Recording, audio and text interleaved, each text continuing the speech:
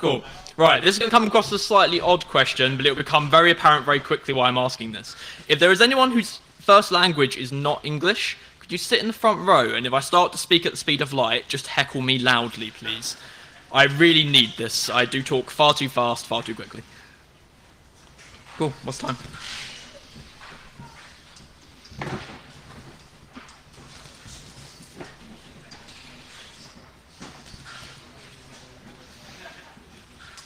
I expect that makes no sense to anyone. Oh yes, you are still getting victimized. And if you're especially tall as well, you're probably going to get victimized as well.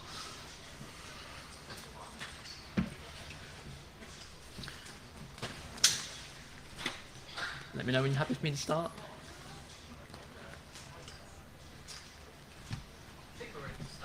Cool, awesome. Hang on a second, let me just have a quick drink. Awesome, cool. Awesome, thank you very much. All right, thank you very much for coming, everyone. I will point out that up until about 2 hours ago, I wasn't going to do this today. So if there's anything wrong with this, I apologize completely. So basically, I'm going to talk about type 2 fuzzy logic, which is essentially fuzzy logic. So is anyone here who's ever used fuzzy logic before in either electronics engineering or for things like searching, that sort of thing? That's great. So I'm guessing you've used type 1, or in any, if you haven't used type 2, you probably don't even know it's called type 1, so that was a stupid question. So what you guys used what you guys used fuzzy logic for? AI, brilliant, cool. So that's kind of one of the main fundamental uses of it, as I'll cover. But okay, so this should be quite interesting for you because I'm going to tell you that everything you've been doing is wrong, basically. Cool. Right, so just a quick note. There will be audience participation in this, and I really love audience participation. As I said, if I start to speak too fast, please just, I don't know, let's have a symbol. Thumb up, it means I'm talking too fast. I won't point out that you said it, I'll just try and slow down.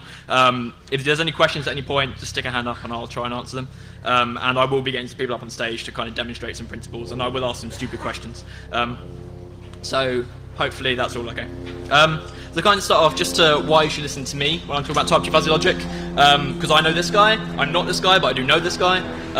This is Professor Bob John. He's currently at the University of Nottingham. He was previously at another university, and he's written a paper called Type 2 Fuzzy Logic Made Simple, which is arguably a very bad title because that paper makes no sense. But it has over 1,000 citations now. Basically, it's a big deal. He's really kind of unified the field, and I've just done a thesis under him on the same topic with his supervision. So hopefully I know somewhat what I'm on about. Also, I'm on Computer File talking about fuzzy logic. They did this to me, I don't know why. So if there's any questions remaining after, come and talk to me, I'll give you the link to this video and hopefully it'll clear some things up. So I'm going to try and present it much more fun and kind of informally. Oh, sorry, thank you, wasn't paying attention. Much more fun and informally to how it's normally presented. So this is actually a page from Type 2 Fuzzy Logic Made Simple. It's a great paper, it does explain a lot, if you understand what this means, which when I first started fuzzy logic, I didn't understand what that means. So there's going to be a lot of very big images, like this one. So to talk about fuzzy logic, we first need to talk about crisp logic or Boolean logic. So all of you probably know what this is. This is true and false, zeros and ones. So for example, the bits in a computer, they can only be 1 or 0, right? Everyone gets this. But there's certain things that don't quite work with this, and you may not even realize it. So let's try and get one. Can someone give me an example of something which can be classified by true and false? Anyone at all? It's really windy up here. What, sorry? Dead or alive. See, that's very fuzzy in itself because you've got different types of dead and alive, right? You could be very ill, then you're arguably closer to being dead than other people. So that's something that could be very fuzzy. So it's like this sort of things, and humanity is inherently uncertain, they're inherently vague. We don't have a clue what we're talking about half the time. Half of our language means different things to different people. So as a prime example of this, oh, wrong slide, that's a slide later. So someone called Lotfi kind of realized this around 1975 when he introduced something called fuzzy set theory. And basically what fuzzy set theory seeks to do is to allow us to classify and talk about the uncertainties that are inherent in human language, and vagueness, and how to deal with uncertainties in data and how to deal with uncertainties in the way we model things. And he completely revolutionized the field. You might be able to see there, he's actually sitting next to a rather large trophy. This is one of many awards he's won of his lifetime for his work in this field and other things, particularly artificial intelligence. So going back to crisp sets and Boolean logic, this is what you may be used to. So a Venn diagram is a typical example of a set. We have a set A and B. If we're talking true and false. Something may be true in set A or may be false in set B, and then we can have the union of these sets. So this could be, I don't know, if you're in my talk or in EMF. So you might be in my talk. That makes no sense because you can't be in my talk and not in EMF unless you've got a day ticket. You know how sets work. Cool. So let's talk about the weather. Weather's cool. So weather is a really good example of how bad the human language is and how uncertain, how vague it is.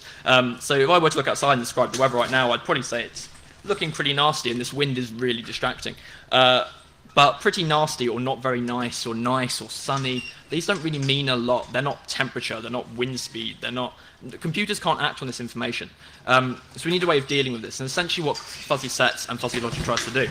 So when you start getting things like this, they get fuzzy to a point where you can't tell what they are, and computers can't use that information. So we have this idea of membership. So with membership, in crisp sets, the sets you're used to, Boolean sets, you have zeros and ones. What we do in fuzzy sets is widen that interval to all the values between 0 and 1. So, for example, if you're dealing with height, you might have someone who, for example, me, I'm about 5'8", so I'm not exactly tall, but I'm not exactly short, so I might be 0.65 tall, for example. At this point, you need to be very careful, because that sounds somewhat like probability. It's a completely different concept. This measures vagueness, whereas probability measures likelihood. So we build sets out of this information instead. But then you need a way of classifying that. You need a way of saying that, take a value, and then give us a membership function. So that thing at the beginning that said the degree of truth of indicating the membership of this talk to awesome is solid 1, basically meant that there is a fuzzy set, 1. You give a talk in, and it gives how true the set is to be in 1, to be in awesome. My talk's definitely in awesome. So to do that, we need membership functions. So these have different shapes. Here's one of them. This is a triangle membership function. Thank you. This is a triangle membership function. So basically what this does is we take in an input value, which is the x-axis, and out you'd get a value that's on the y-axis, and membership. So this could be anything. This could be height, so I could put in, oh no, it can't be height because it comes down. This could be temperature, so I could put in this could be the fuzzy set of comfortable. So the set itself is actually represented by the function. You don't need anything else to represent the set. You don't need the input values, you just need to know the domain they come from. So if we're dealing with if we're dealing with temperature, if I'm saying that this represents how comfortable a temperature is, I don't need to know all the possible values I'm going to enter. I just need to know that I'm dealing with temperatures.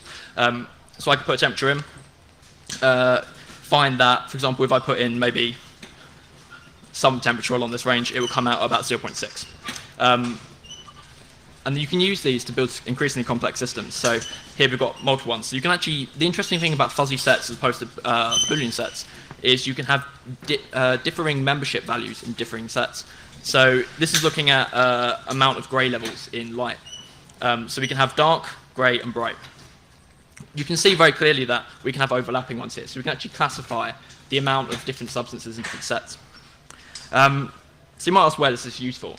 This has actually been incredibly widely used in industry since about the 80s. So the main example is if you own a washing machine, it uses fuzzy logic an awful lot. So there's a lot of fuzziness in the washing machine. For example, the dirtiness of the water, how warm the water is as it comes through, and all sort of thing, how fast it should spin. It needs to know how fast it should spin, whether it should flush more hot water through, all of these things, and it has to take a lot of very imprecise measurements from how the wash is going to do that. So we start to build fuzzy systems that act on that. So to actually make a fuzzy system, a system that can take some values, use a fuzzy set, use a fuzzy membership function, and give you a result, we have to have rules. And that's when you start to get slightly complicated looking things like this. So basically what this is doing is this has got a collection of fuzzy membership functions arranged in a rule-like format. So we have if-then rules, and on the left, the antecedent, that's the bit after the if, the Boolean section. You measure how much something belongs to a membership set. So you could say, for example, if person is tall, then do an action. But the thing that will come out of doing that, the thing that will come out of applying person to tall, will be a membership value. So it'd be 0.65, for example. And then with that, you apply a minimum function to the consequent, which is the thing on the right near the then. So if it's in the washing machine, you would take water temperature, say is water warm, then action. So the action, if it's warm, may be not to increase temperature. If it's cold, it may be to increase the temperature. So once you've done that, you then get a set out of the rules, and with that rule, you can then come out with a result set. So we're going to demonstrate this, these ideas and kind of why this makes sense by victimizing my friends who unfortunately come along today. Thank you very much, guys. So can I have you guys up on stage? And another tall gentleman. You're drinking a beer, so I won't do you. Anyone who's tall? Let's have Dan. Yay, I'm glad you came. Thanks, Cristiano. I didn't see him there. Cool. So if you want to arrange yourselves in height order, I'm sure you know how high you are. Sam, what are you doing there? Come on, man. All right, we'll leave you alone. This isn't going to work very well with only 3 of them, but that would do. Cool. Dan, come at this end. It's fine, Sam, don't worry. Cool. Right. So, kind of as a recap of things we've gone, let's first try and classify these people strictly in Boolean sets. So, we're going to deal with a linguistic variable. That is a word that we use in English that may mean something. So, let's deal with height. Height is a linguistic variable. We need to assign some value to this. So, we have linguistic values. These could be tall, short, these sort of things. But those things don't really mean anything. So, if we want to do that now with Boolean logic, we'd have to decide a crisp cutoff point where some of these people were tall or short. And that doesn't necessarily make sense. For example, if we take Sid and Sam, we may arbitrarily decide that, cut in half, Sam is tall and Sid is short. But there's probably a centimetre difference between them. That's just madness. There shouldn't be such a clear cutoff. It might make, sorry, thank you. It might make slightly more sense between Sam and Simon. But again, if someone is perhaps a centimetre shorter than Simon, they would be classified as tall, while on the other side they're classified as short. Just absolute nonsense. So, we're going to do it with a membership function instead. If we just imagine that Sid is probably 160 centimeters. I don't actually know how tall people are in centimeters. Let's just go with it. 160, and Dan is 220.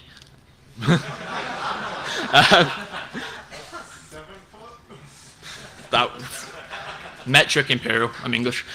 Let's go with that. Okay, so we have to now construct a membership function for it, and this is where we run into our first problem. So let's have someone. This is scary. Let's have someone's suggestion from the audience. So, if you were going to decide, so say we had a trapezium. So you've got a point where it's at 0, and a point where it goes up to 1, and then it stays at 1, and then it comes down.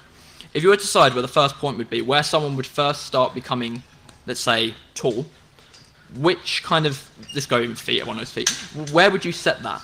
Where would you decide that, for example, out of these 4, where would you decide that there was tallness? Anyone tall? Anyone want to choose something? Go on.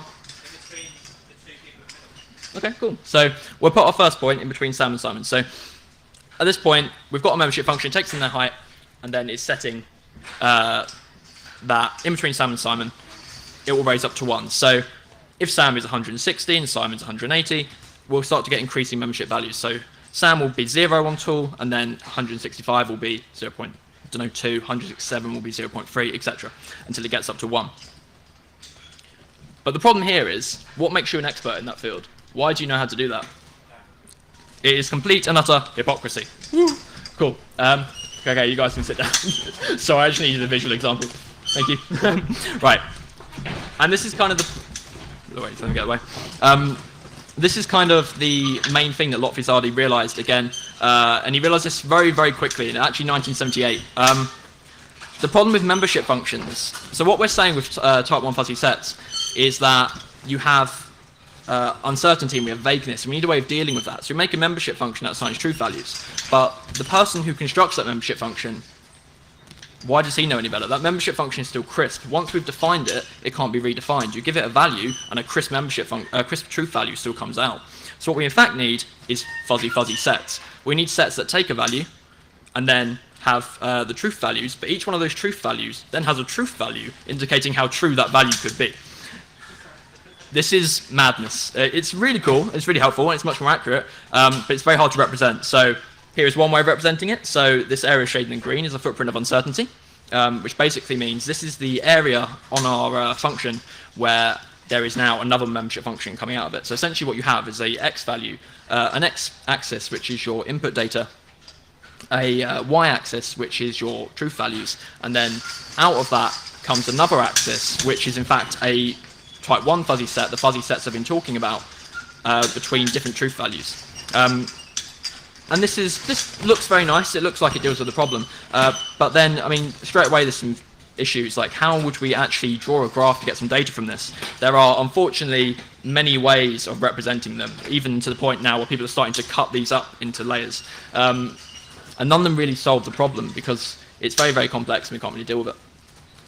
And then we have additional problems in that we start to think then, okay, so if we're saying that we can't trust people to make the membership functions, and once the membership functions are made, they themselves are certain, so it's no longer fuzzy, we need to make a new membership function for that membership function. But then the new one is now crisply defined and is no longer fuzzy, so we need to go further, and then you get type 3 fuzzy logic. And the computation requirements for type 2 are already huge, so type 3 is probably unfeasible, and then you think, well, type 3 is actually pretty crisp at the third level, so now we need, and it just goes on and on. And there are actually people working on type N fuzzy logic where they do just think whether it's possible to continue going and gradually gets more fuzzy. So as this picture kind of shows, the only way to really deal with type 2 fuzzy logic is to start discretizing it. Because the computation requirements are too big. When you've got 3D sets and you need to kind of get membership functions from all these sets, there's an operation called centroid, which is how you actually get the value out of this. To do this on a completely continuous type 2 set, this doesn't work. Was that a thumb or time? Cool. Oh, cool. Cool. Which just the computation requirements are too huge. So we have to start cutting up, which lowers our accuracy. So really, type 2 fuzzy logic is kind of one huge research question. When you ask, how can you use this today? The answer is it's kind of an open research question. If you ask, why would you use it today? The answer is it's kind of an open research question. If you ask, how would you construct a fuzzy set? It's kind of an open research question. But there are people using it, and it does get used a lot. So robotics is actually one area where it is kind of very well defined. There's a guy called Christian Wagner who has developed a Java library called Juzzy, which allows you to make type 2 fuzzy logic systems, and they are relatively computationally sane. He uses something called Z slices, which is the cake. So he cuts it, and it allows you to specify how much you want it cut to make it computationally sensible. So, in kind of summary, fuzzy logic is amazing. It doesn't work in the real world because it doesn't measure vagueness. But with type 2 fuzzy logic, we can get there. But it's all very fuzzy, really. We don't know how to use it. But there is a way you can help, which is kind of why I wanted to do this talk today. We need more people writing real-world software that uses fuzzy logic, and he has examples online. Fuzzy logic is very much an engineering and research discipline. There's lots of people using it for years and years, but none of that code seems to be on GitHub or open source, and no one can get hold of it, and there's no libraries for it. There's these things called toolkits, which are mostly made for MATLAB and cost about $400 for a license. It's madness. So there are certain open source initiatives now trying to get this. So for example, there's a Haskell library for it called Huzzy, which I developed for my thesis. Jump in there, contribute, jump on Juzzy, put it on GitHub, contribute. If you've got any knowledge of set theory or fuzzy logic at all, please come in and try and help us make this moving forward research area, especially if you're very good with parallelism. I hope that all made sense. I would love some questions. So yeah, thank you very much for listening. Before I leave the stage, are there any questions? Okay, guys, if you have any questions for Joe, we're taking them in sets of 3, so please don't be shy with your questions, and we'll go from there. Okay, anyone at all? Don't be shy. Yes, we have one gentleman here. This light is kind of blinding me, but I can see you. So that talk was kind of, I didn't know how techie everyone would be, so don't feel afraid to ask techie questions. I have kind of gone for a lower level. Hi there. Is there any limit to the, well, if you do fuzzy to the power of n, you've got fuzzy and then fuzzy squared. What's stopping you there? In principle, can't this just be extended, however long? Yes, in principle it can, which is why some people are working on this. This is the type n fuzzy logic, as I mentioned. There's slight complications with how you start to represent the set operations. So, for example, conjunction, disjunction, complement, etc., are all very well defined, and people have discovered these for type 2 fuzzy logic. As you get to the higher fuzzy sets, there's some issue of how do we actually do these, and there's even more issue of how do we do these sanely. So if you look at type 2 fuzzy logic now, essentially what you have to do is cut that into an infinite number of the type 1 sets, and then so if we're doing disjunction, we take two type 2 sets, cut them into an infinite number of type 1 sets, and then disjunction those. Obviously, it's not possible with the infinite, so we have to apply some level of discretization. So it's just thinking of the same way to do this, which is why some type 2 is starting to creep into usage now. Anything above type 2 isn't really. It's just theory. So there's nothing stopping you doing it. It's just mad. Cool. Okay, does anyone else have a question here? Anyone at all? You can test your maths chops. No? Cool, thank you. Oh, hang on, we got one over there, okay. Have you got any examples of interesting software that you've seen using fuzzy logic? For type 1 fuzzy logic, it's everywhere. Again, washing machine cameras. A really cool one for type 1 is actually, which in itself is hard to explain because it involves fuzziness, is blurriness in cameras, so like cameras being out of focus. A lot of auto-focusing in cameras actually uses fuzzy logic to determine whether an area of the image is out of focus or fuzzy. So this brings it, that's a cool application. For type 2, there is one really interesting one, which is, it's been used quite a lot in medical research. So one of the cool ones is kind of detecting whether a elderly person has fallen over.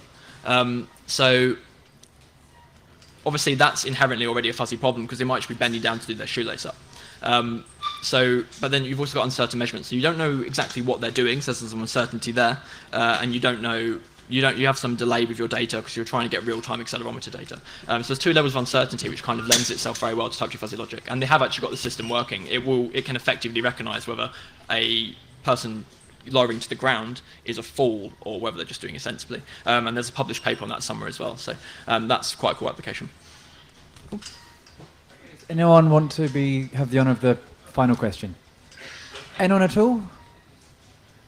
No, I think we didn't. Just one over there. Yes.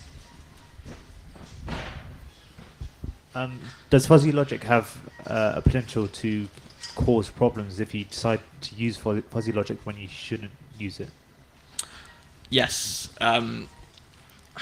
So the issue with using fuzzy logic where you shouldn't is very much one of whether you're dealing with uncertainty or vagueness. This is kind of why type 2 started being used, because a lot of people were using type 1 to deal with uncertainty, but because of the fact that your membership functions are clearly and crisply defined, it's not uncertainty, it deals with its vagueness. So if you use type 1 to model uncertainty, it's kind of inherently dangerous because you're not actually dealing with the uncertainty, it's an accurate model, which is where you need to start thinking about using type 2, because type 2 can deal with uncertainty, if that made any sense. The difference between vagueness and uncertainty is kind of an odd concept. But Okay. Dan. Just before we're about to finish, yes, just go to, I believe his name is Dan. So, a lot of the stuff you were talking about with the fuzzy logic about being able to decide, say, for a washing machine, what temperature it should set things at, how does that sort of impact with, say, if I was trying to build something like that, I'd look at like constraint programming. So how does the fuzzy logic stuff? Okay, yeah. So it's essentially, it's kind of like constructing an expert system. It's essentially a nice way of packaging it up. So you get a fuzzy logic controller that basically takes in some input value that is a crisp value, so say temperature or weight of the load in the washing machine. You have a base of rules. So these are if-then rules of the form of like you've got a fuzzy set and a fuzzy value on the right, and it does the consequent. So you'd use it in places you want to use an expert system. So you've got a knowledge base built up, basically of like if-then rules. You take some value, you apply it to these rules, and you get an answer out that kind of tells you how to, that tells you what the result is from those rules. Versus constraint programming, there's a lot of different solutions, same thing. So on the YouTube video, someone pointed out that why couldn't you just do this with a load of conditionals? And the answer is you can. It's a nicer model. So if you've got a large database of rules, if you want to change something, you don't have to change all the individual data, you just update your membership function. So it's kind of just good software programming practice, really. You've got everything compacted in different areas and you can change different things. I'm not sure if that answered the question at all. Probably didn't. Sorry, Dan. Cool. Okay. We just have one more question now. Wow, they keep coming out now. Helpful. So I was just thinking, when you were talking about in the washing machine, when you said you might have a kind of membership value of 0.65 for too cold, and then obviously your action is heat it up, how do you then decide which action to take? So you can't run 0.65 of a heating action, you've got to either run it or not. Yeah, so what you actually have on the consequence side of the rule, so in the action, is another fuzzy set. So we would have a fuzzy set, for example, to increase the flow of hot water. And what then happens is the fuzzy set from the consequence of 0.65, that is used to apply some action to the change set. So there's kind of two actions that are universally used. It's either scale or truncate. So we might decide to multiply all values along that graph by 0.65, or we might just cut it off at 0.65. And then you end up, the actual output from that rule is in itself a fuzzy set. and this is where we need to apply defuzzification, which is usually something called the centroid algorithm, which basically takes the kind of center of gravity of the set. And that will then be the value we apply to use the action. So getting the actual output value as a value you can use is a step called defuzzification, basically. Okay, guys, Joe is the last person in this stage speaking, so please put your hands together for him. Thank you very much for coming.